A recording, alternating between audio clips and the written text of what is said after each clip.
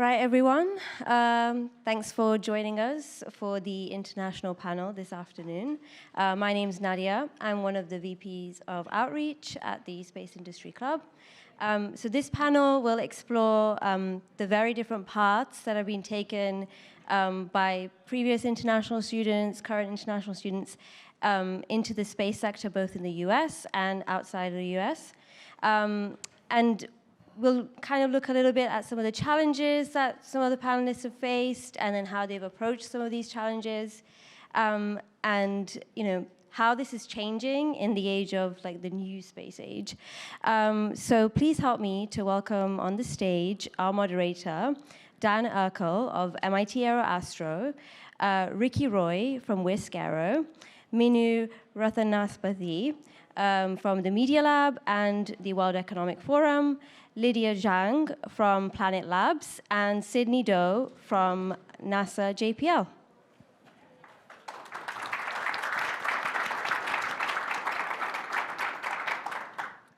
Thank you. It's really exciting to be here today, and I'm going to start with a question to the audience, actually. And with a quick show of hands, could you tell me how many of you are non-US persons or hold a second citizenship in addition to a US citizenship? Okay, well, quite a number. And I'm not going to ask the second question of how many of you want to work in the space industry. I'm just going to assume that all of you or already do. So, I think this is a really interesting topic, especially with the space industry changing and how it changed over the past 20 years, and how new space has actually allowed a lot of emerging space actors to join as well. So I believe that a lot of you, being born in another country, holding another citizenship, at some point in your career decided that, yes, I want to work in the US, and even though I may have the chance to work elsewhere, this is the path I want to pursue. I'm going to start with you, Lydia. I remember meeting you a few years back, and we had this chat of your job hunt. Yeah. Can you talk a bit about that? Yeah. Hi, everyone. It's me again. I hope you don't get tired of me. I'm Lydia. Should I do a self-intro now? Yeah. I'm sorry. I forgot that. With your first answer, if you can talk about when you did this job hunt, how did you get into this? Yeah, sure.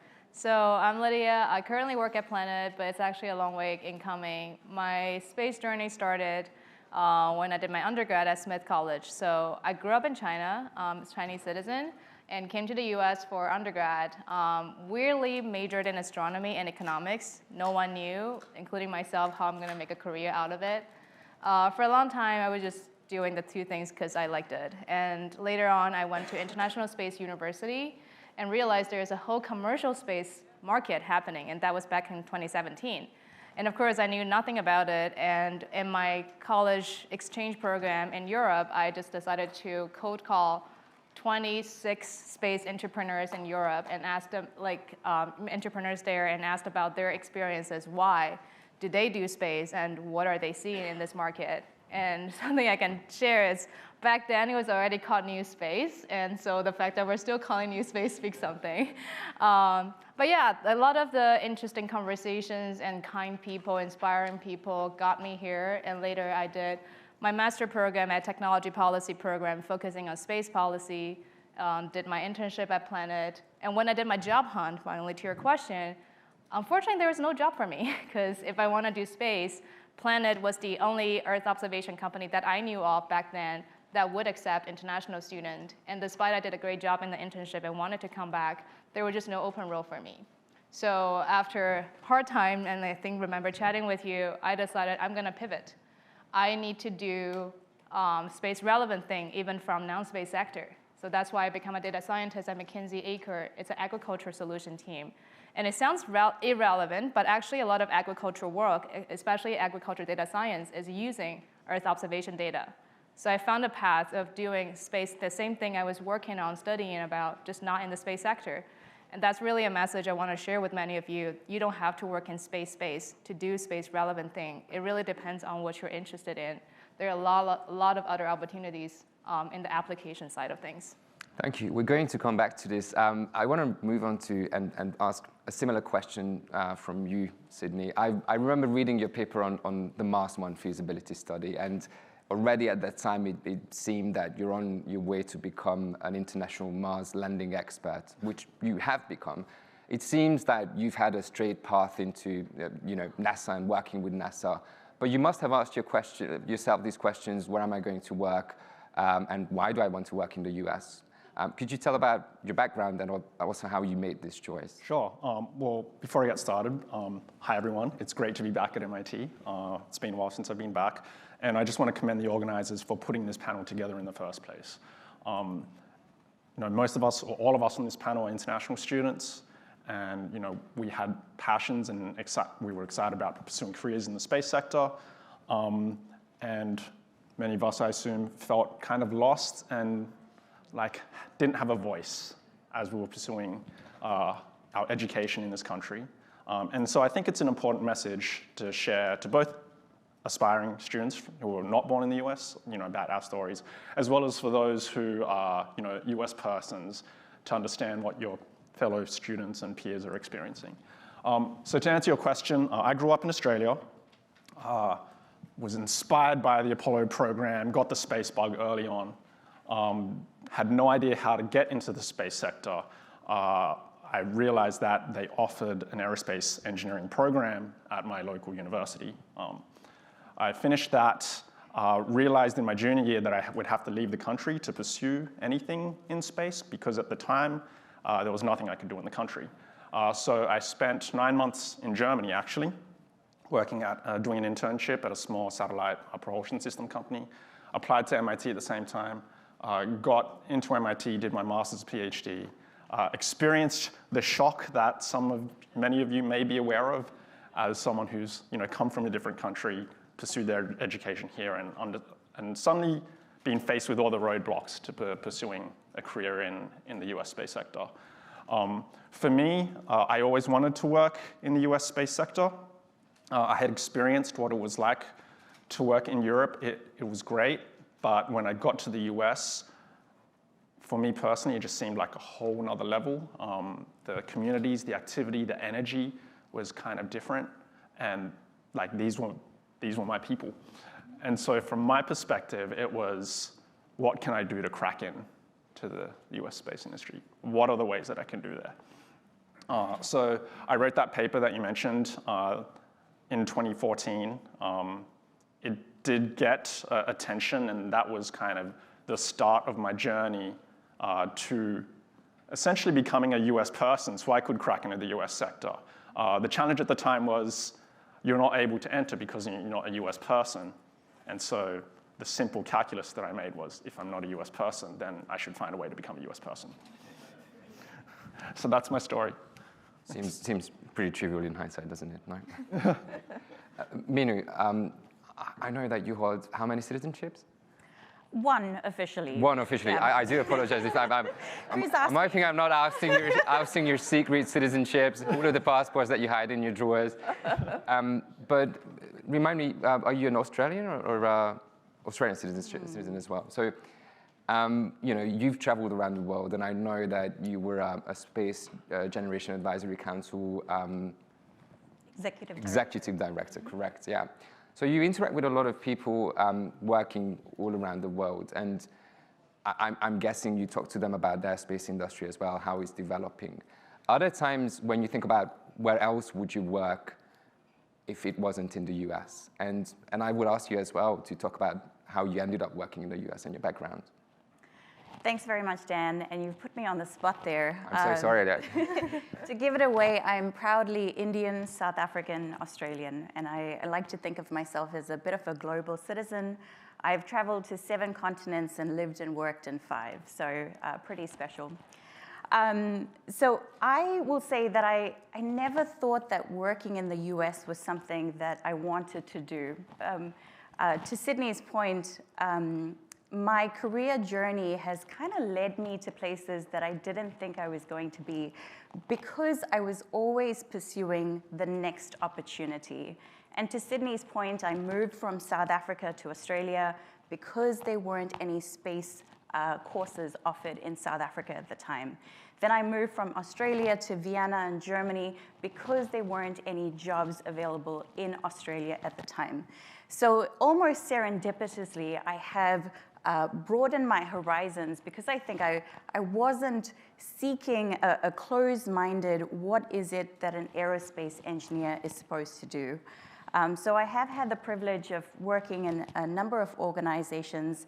You mentioned SGAC, where I think I met quite a few of you, actually. So I'm glad that that legacy is still moving on. But I do get approached by a number of students, international students, who are looking for jobs both within and outside of the US. And I've been very privileged here at MIT to really pursue topics that are of interest to me. And one of them is thinking about how are emerging space nations developing their space programs and really highlighting some of these key developments. One statistic I like to tell all the time is that currently the United Nations Committee on the Peaceful Uses of Outer Space, COPUOS, space has terrible acronyms, everybody knows that, I think, but it is one of the biggest UN committees, full stop. And that is the committee that discusses space issues. And we're seeing, in the past decade alone, a 40% increase in the number of member delegations joining COPUOS committees. And these are countries like Angola, Nigeria, Guatemala, countries that don't necessarily have a space industry as yet. And so what I say to these international students who are looking to pursue careers outside their countries is, yes, be open to those opportunities, but don't forget that there is a budding space industry in your home country as well. Thank you. I guess many of us have worked with Professor Daniel Erkel, who's sitting here in the audience, and I think her work has imbued many of us with a passion for emerging space sectors, and I'm certainly someone who researches space strategies in other nations, a huge advocate of bringing attention to the development of space, global space, and the global space ecosystem. I wanted to move on to you, Rikhi. I know that you were a Brooke Owens Fellow. Do you think, I wanted to understand more how you set out on this path of working in the US aerospace industry. For example, what difference did the Brooke Owens Fellowship make for you? And where do you see yourself in the next few years? That's also an interesting question to international students. Yeah, thank you so much. I feel so privileged to have been the first Singaporean Brooke Owens Fellow, and the moment that I received that opportunity, I thought about how they had really taken a chance on me as an undergraduate with a GPA that I felt I couldn't put on my resume. And so to be a foreign national and to experience so many challenges and failures academically, and then to still have an opportunity to be in the industry was really special. And I remember thinking, I want to connect these incredible executives who are willing to talk to me because of this tag on my LinkedIn header, and I want to connect them to the girls in Southeast Asia. And so that was how I founded Singapore's first Women Leaders in Aerospace conference, because there are women's conferences and leadership conferences, but very rarely are there spaces for gender minorities to talk about business and leadership and their work. And so that then brought me as a diversity day speaker on a panel funded by JPL, where I had the privilege of meeting Minoo and Dr. Wood. And there were similar conversations about the fellowship and what it can do to support students. And the reality is that it is for undergraduate students, and there still needs to be an opportunity for graduate students, because that is where a lot of international students come and live and study in foreign countries. And so there are fellowships such as the Matthew Zakiewicz Fellowship that is open, and there is Planet Labs as part of that fellowship, but we are not always equipped to understand how to recruit for these specific organizations and how to communicate our story and our passion. And I really believe that the reason that sitting here today is because I didn't stop telling my story, and I didn't stop passing the mic over to others to tell their stories, because all of our stories are so individualized, but there might be someone in another country watching, looking to make it happen. From where I sit now, as part of the fellowship and the other awards and affiliations that allow me to respond to a lot of students globally, is that I always ask them to send me their questions in the form of content. And this work has led me to become a content creator or a podcast host, because if I can answer your question through this email, but also in the form of content, then people around the world can benefit. And I hope that people leave this to feel that what you've learned here today, you can share with others, because it is such a privilege to be here in this room. And I hope that you recognize that privilege and really pay it forward. Thank you so much. Well said.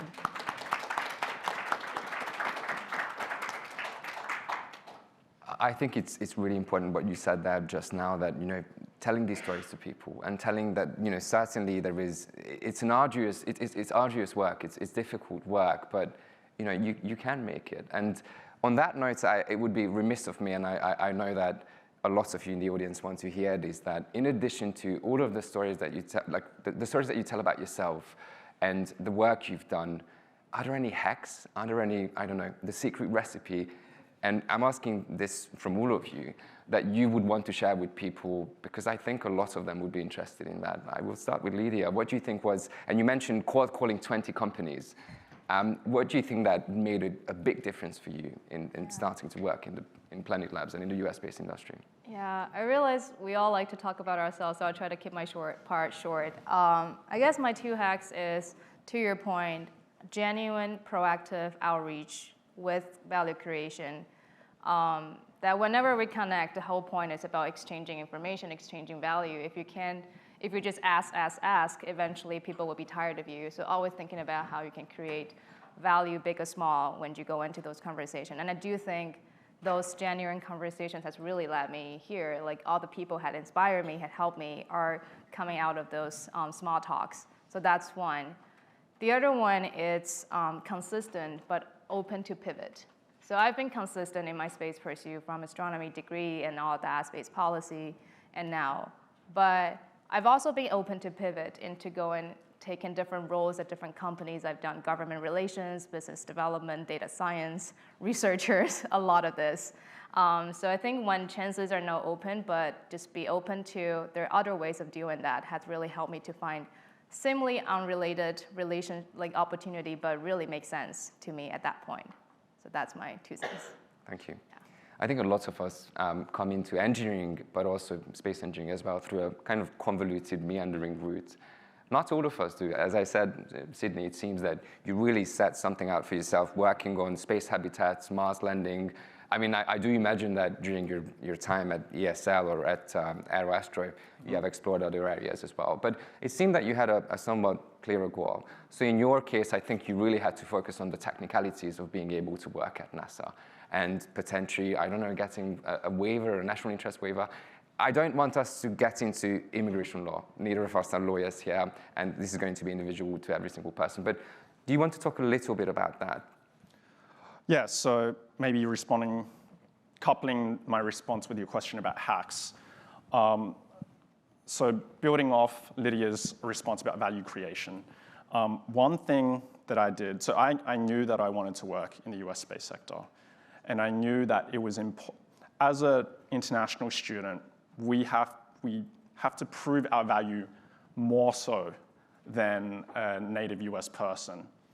Because when an entity is looking to hire you, they have to basically go to the State Department and get you an export license. So it has to be worth it to them to do that. And so my hack, if you will, was to watch C-SPAN and congressional hearings and to try to understand from a national viewpoint, what are the problems that Congress people are arguing about with each other? Like, what is stressing them out? And so what led me down the road of trying to answer the question of what do humans do when they get to Mars was a congressional hearing where, and this was in the 2014, 15 timeframe, maybe 2012.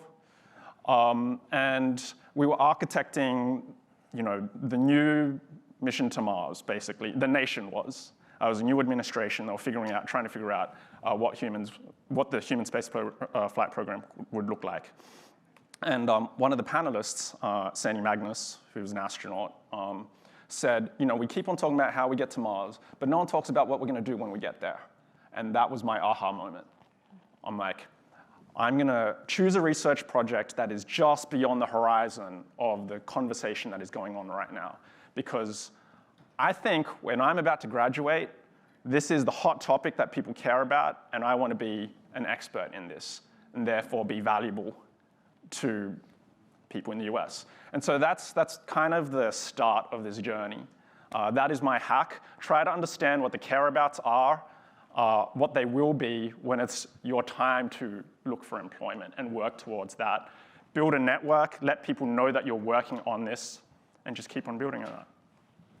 I think that's quite a hot take and a shocker, and I do apologize to everyone who just realized that you need to watch C-SPAN streamings to become a US space engineer. I'm really sorry about that. But Minoo, moving on to you, you continue to work with other nations as well, I believe, in some capacity, but primarily you're based in the US. And what do you think was your hack in deciding, getting into the industry here?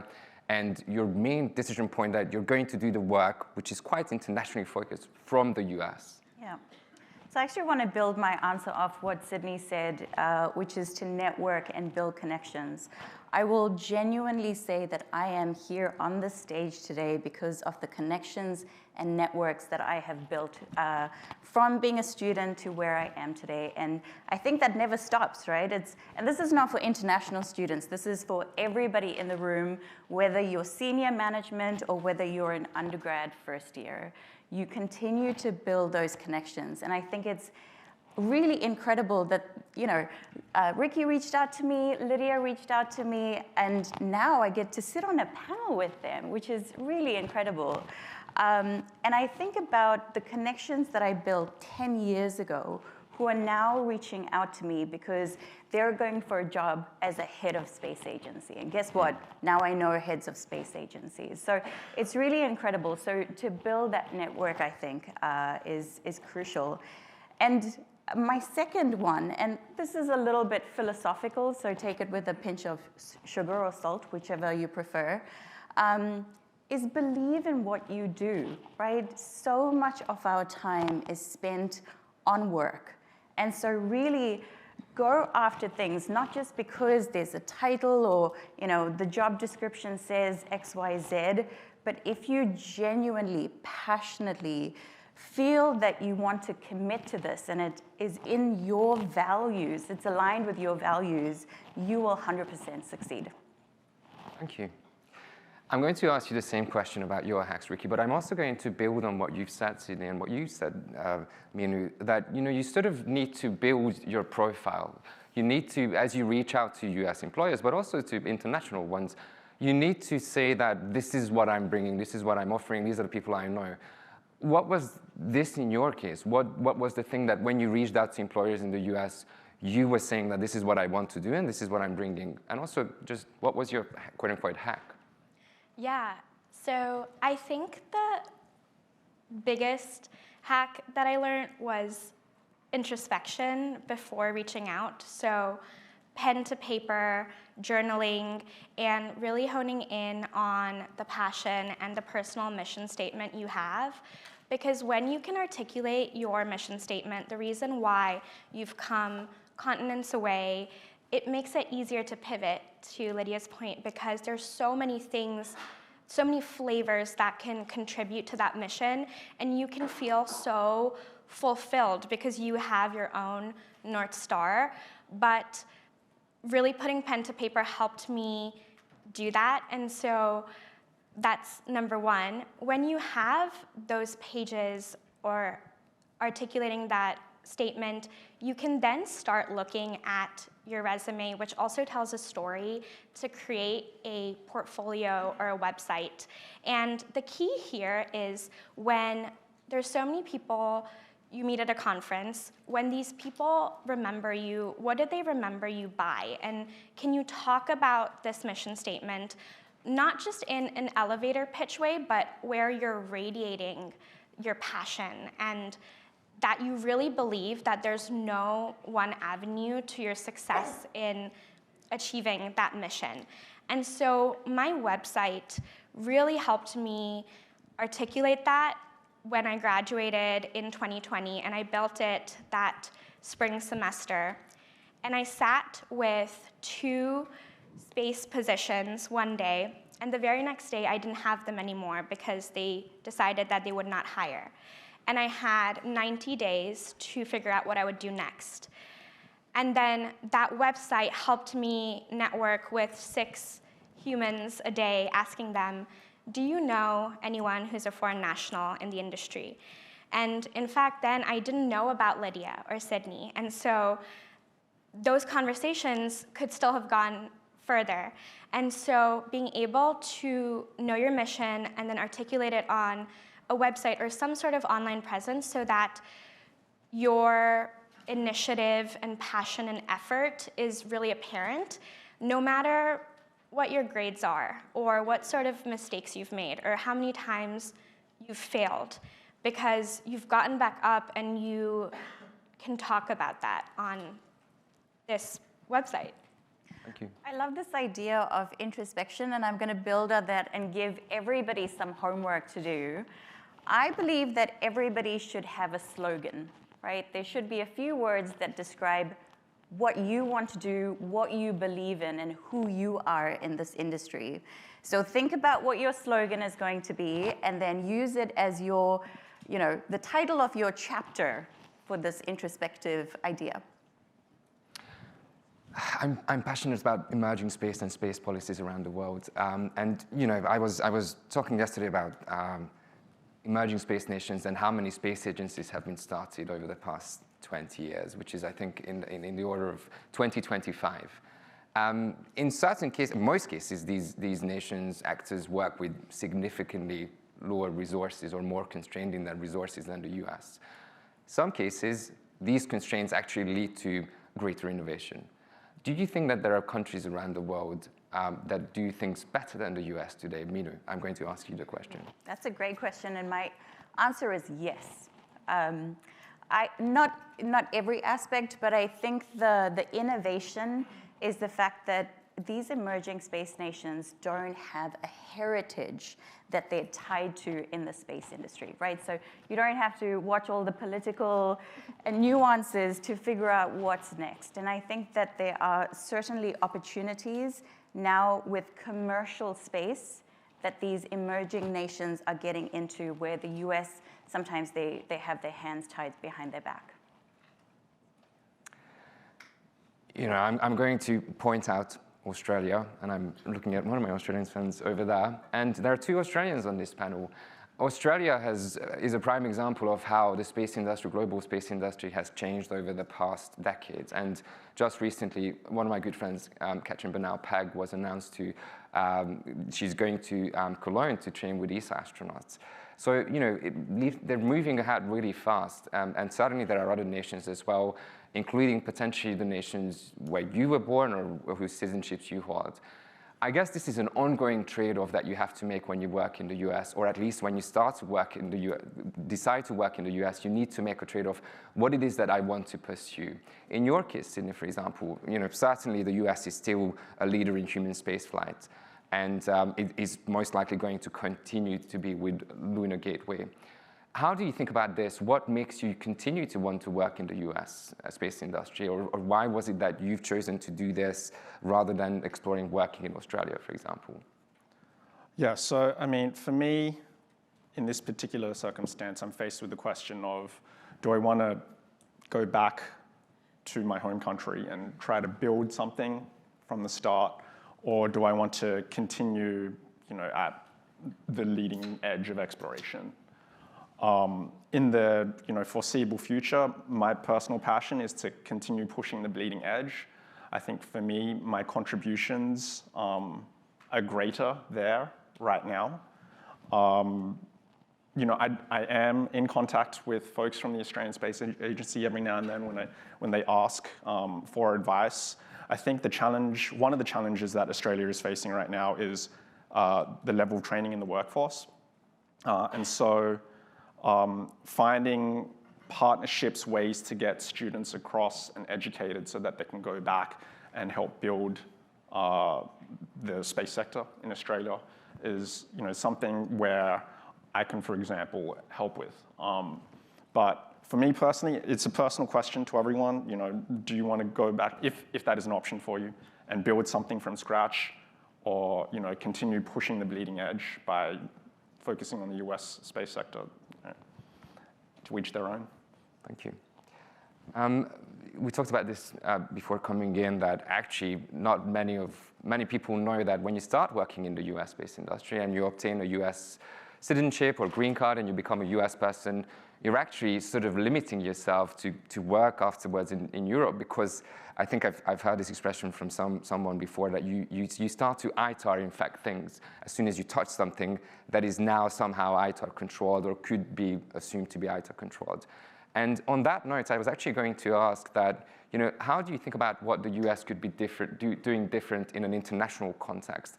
ITAR can be quite limiting, and neither of us are space lawyers, but certainly that is something that is it has a huge impact on the US's abilities to export and its work with international partners. I know that, Lydia, you wrote a paper on something related to this before. I was wondering how you thought about this. Yeah, I think ITAR is, for people that's not so familiar, it's the ruling of export control of certain type of space technology that you cannot take it outside of the US, whether it's to a person or to an organization. So it's a very common thing in the space sector wherever you work, whatever the value chain you're working at. It's also very common a concept globally as long as you're in space industry. So I actually don't think there's anything special to ITAR about it, and I think it's rightly so there. The Wolf Amendment, it's because some of space technologies are dual use and there's a defense heritage, but more and more we're seeing that being open and there's more innovation. So that's been there. But the paper I wrote was about Wolf Amendment. Is more specific about US and China relationship, which is just an amendment added to one of the many regulations between US and China prohibiting space collaboration on an official level. So that's why there's still, all that being said, there are still many other opportunities you can explore. And if you are someone who wants to work in space industry and have to deal with this, I think one way you could ask yourself is, why do you want to work in space? Do you want to work in space because of space technology, because of the technology that might subject to more ITAR? Is it because of the applications? In that case, it's not ITAR at all. You can work in agriculture and all that. Or is it because it's a new market? If it's a new market, there's also plenty of other new markets out there. Web3, AR, VR. If it's that element that interests you, space might be just one of the options. So really asking yourself about what is it in space that you want to work and figure out how much of efforts you want to deal with it to help you navigate through that path. Syndey, I know that you do enjoy watching quite a bit of C-SPAN or congressional hearings, so I'm going to ask you the question. Having worked, and we're in an era that I've seen a panel earlier, a brilliant panel on low Earth orbit, commercial low Earth orbit utilization and space stations, and certainly the ISS is still there, and you've worked on space habitat missions and research on that. How do you think that ITAR or international collaboration from a US perspective could be thought of differently or could be changed? And I know that this is a complex question, but right. I do think that you think about this working with international partners. So right now, the US does have international collaborations with other countries, but they're formal agreements through governmental mechanisms. I think the rise of new space, commercial space sector, there are new models that are yet to be explored between companies from one country collaborating with companies from another country. They'll probably still have to go through the State Department in the US.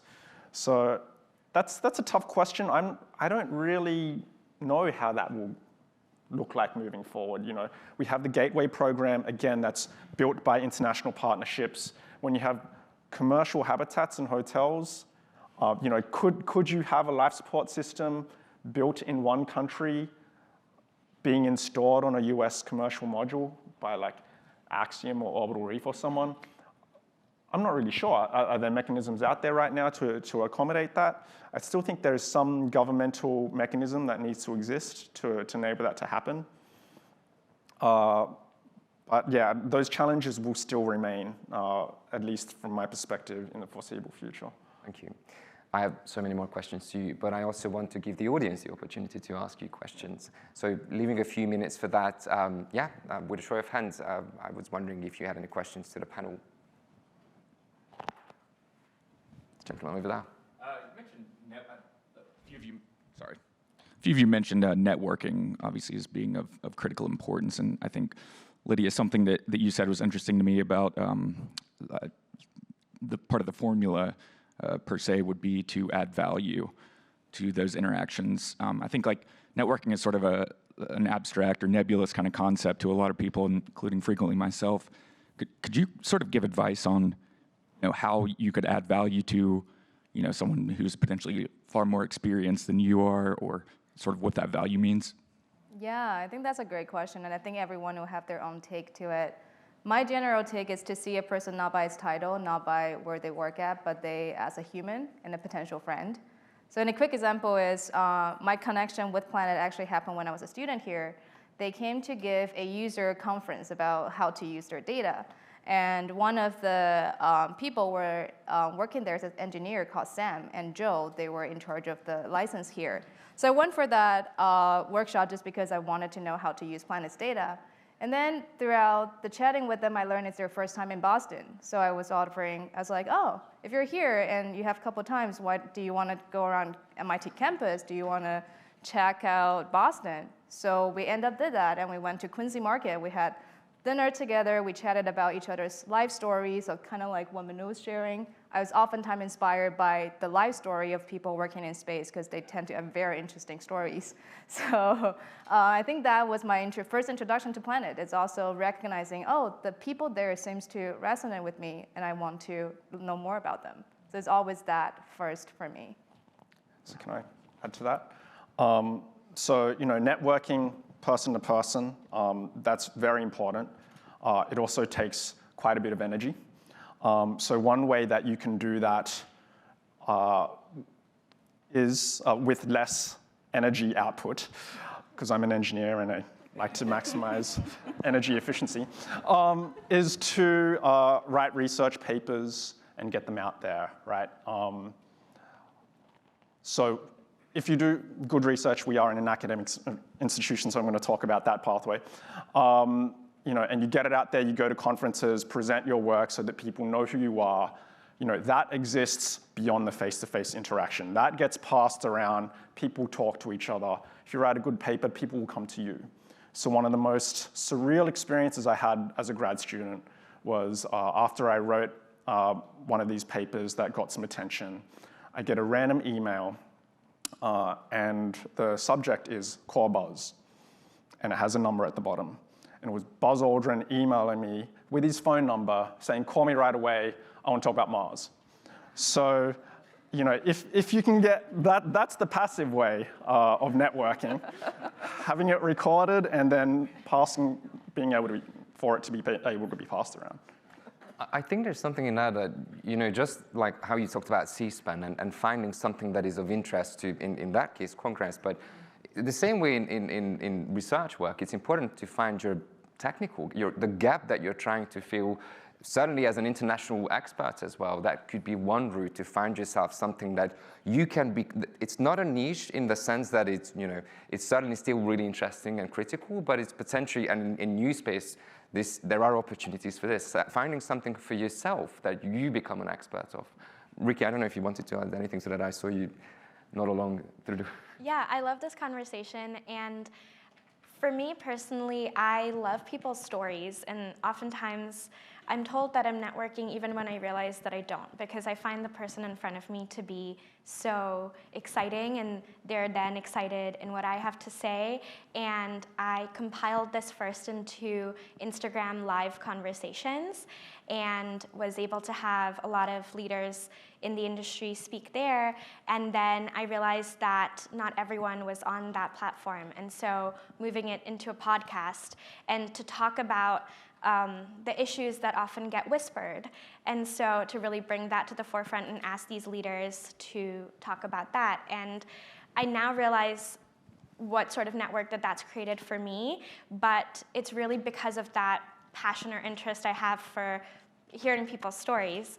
And so I think there's a lot of value in looking inward to see what really excites you about these other people, either through their research or through showing them around a place that you love to study and work, and tapping into that, like, to give it energy.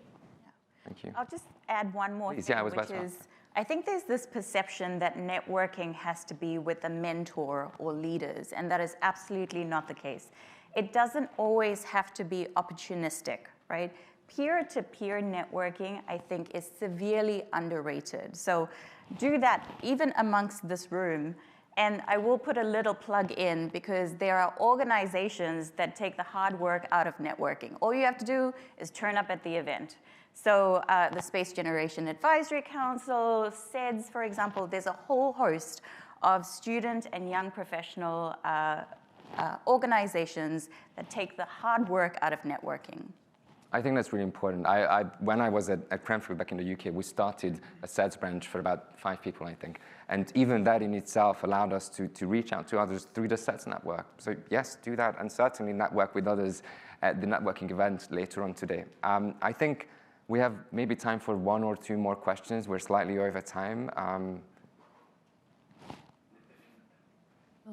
I'd like to ask, how can U.S. citizens support international citizens in being part of the space industry, and also particularly to Rikhi's work for women? Thank you, please. I saw you almost jump up, Rikhi, please, yeah. So something that I find fascinating is how New Space has created this opportunity for us to live and work out of San Francisco. And I'll meet a lot of founders who have come from different countries and got their first opportunity in the new space industry in San Francisco, perhaps through ISU. And then they went and created their own companies. And so a lot of those companies now have a mixed founder situation. And so there's one founder who's a US citizen, one founder who's not, and then the founder who isn't then creates an opportunity in their home country as well. And so this is the type of school and space where you can have those discussions on how to do that. You can bring those founders in, and I'd love to chat with you specifically about who those founders are if you'd like, and to really ask them what they'd like to share, but also how to hire technical leaders in their key positions who are gender minorities. And minorities and underrepresented leaders, because when I have conversations with founders and they've witnessed conversations regarding equity and DEI/BA, they are still hiring a homogenous group of technical leaders because they believe that that's where the most talent is. So how do you shift that belief? By proving that they exist and pushing those names forward. And so that can be done through those networking events. That can be done by bringing them in and making introductions. There's so much that we can do. And I hope that this is an energizing conversation, because we can really see that change, and it's really possible, but we have to believe that it is possible. Thank you. Can I just add a thought to that, or another response, additional thoughts to that question? So, it is possible for US companies to bring in foreign nationals. There is a mechanism in place. It's just a very challenging one. But as soon as it's done the first time within a company, it's just rinse and repeat. Mm-hmm. So, if you are in a position in a company where you do have the option of potentially bringing in a foreign national person. Familiarizing yourself with that process and just going through it at least once so that you have that knowledge within your institution. That is one way to do it. That's how you can help foreign nationals. If you're a student, recognize that you have international student colleagues. My experience was that from a faculty evaluation of students standpoint, in an administration level, there's a lack of understanding of the challenges of international students and an accommodation for those challenges. So, being our allies and communicating those challenges to the faculty so that you're not judged by the same standard as a US person who doesn't have to worry about certain challenges, that's also very, very powerful. Thank you. I'm getting anxious looks from the organizers, so I think we'll have to end it on that point. Rikhi Roy, Minoo Rathnasabapathy, Syndey Do, Lydia Zhang, and I was Daniel Erkel. Thank you so much for joining us today. And thank you to the organizers.